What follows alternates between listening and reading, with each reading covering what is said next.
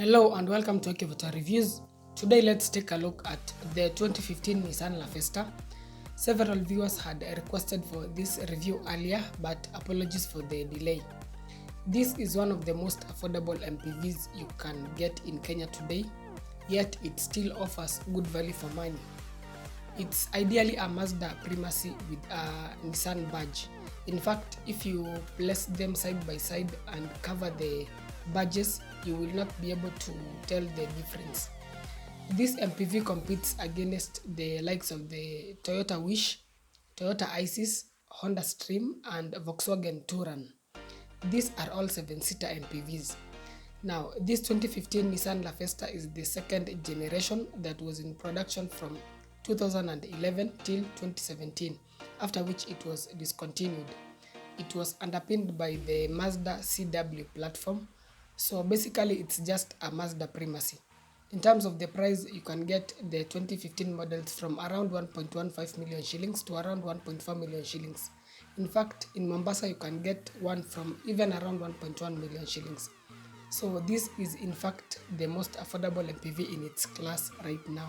The 2015 Wish is way more expensive. Some of them are going for around 1.8 to 1.9 million shillings. The Isis and Honda Stream are also more expensive.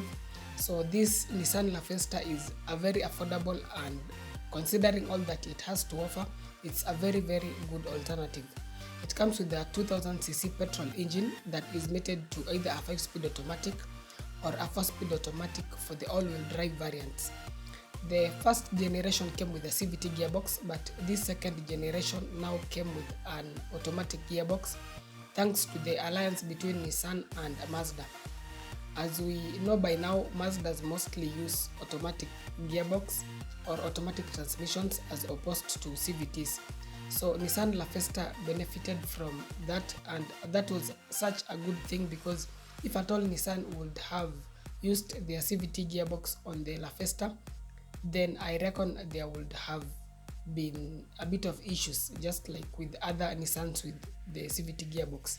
This 2000cc is able to achieve between 10 to around 14 km per liter depending on how you drive, as well as how much loaded the vehicle is. The fuel tank is 60 liters. As for the service costs, on average the minor service will cost about 8,000 shillings, and it should be done after every 5,000 kilometers, while the major service will cost about 15,000 shillings, again on average after 10,000 kilometers. This Mpv gets front ventilated disc brakes and solid disc brakes at the back. The ground clearance measures in at around 135 millimeters, which is slightly below the recommended 165 millimeters. With 7 passengers in the car, it will be a bit of a challenge going over some bumps, so as I always say, it would be better to install slightly larger wheels instead of interfering with the suspension, because that will also affect the handling of the car. The carb weight of this Mpv ranges between 1,470 to around 1,568 kilograms.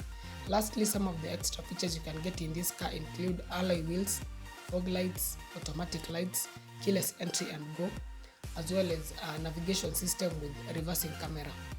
Now, moving on to its interior, this Mpv is quite spacious, just like its competitors. The seats are very comfortable. The dash design is very similar to the one in the Mazda Premacy, and everything is well laid out and within the driver's reach.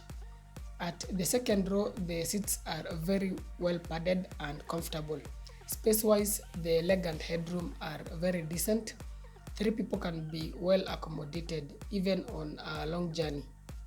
The seats were cleverly designed in the sense that they can either be converted to 2 captain seats for super comfort, or they can also be converted to a bench seat to accommodate 3 passengers. Another clever feature is that there is a bit of storage space under the seat bases. The last row is ideal for 2 passengers, but 3 can still fit at a slight squeeze. The legroom is good enough for people of average height, but if more room is needed, then the second row of seats can be moved forwards, but slightly. Lastly, the boot is good enough for around 2 medium-sized suitcases with the third row of seats up. But if more space is needed, you can easily fold down the third row of seats to create a very large boot. The second row can also be folded down to reveal a large field of storage space. So in terms of practicality, it's very good. So now, how does this MPV stack up against its competitors? The Wish is more expensive but is very reliable and also very hardy. Some of them are misused, but they just keep moving. Same thing applies to the Toyota Isis. This Lafesta and Mazda Premacy are also reliable, but they may not be as tough as the Toyota Wish, but they are still decent enough and can serve a family very well. They can also be used for business, but with a bit of decency. By decency, I mean driving the car at reasonable speeds, not overworking the car, and servicing it well. Some of the Toyota Wish are driven so fast they are at times overloaded, and you even find that if they are driven to Kisumu or Mombasa during the day, at night they are on their way again back to Nairobi. So that is the amount of abuse that some of the Toyota Wish and Isis are exposed to, and they just keep going. The Nissan Lafesta is reliable, but it may not stand up to such kind of abuse. But if you just treat it in a reasonable way, then it will serve you very well as a family MPV or even as a business car. It's very affordable, it's very spacious, it's fuel efficient and affordable to maintain. It only has two minor disadvantages. The first one is the ground clearance, then secondly is the resale value, which is a bit low. But still, if you maintain it very well, you can still get back a good chunk of the vehicle's initial value after a few years of usage. So I hope this has been helpful. Please consider subscribing to the channel for more informative content on cars. Thanks a lot for watching. If you have any inquiries, feel free to reach me via email or WhatsApp. That's it for this episode. Stay safe. See you in the next one.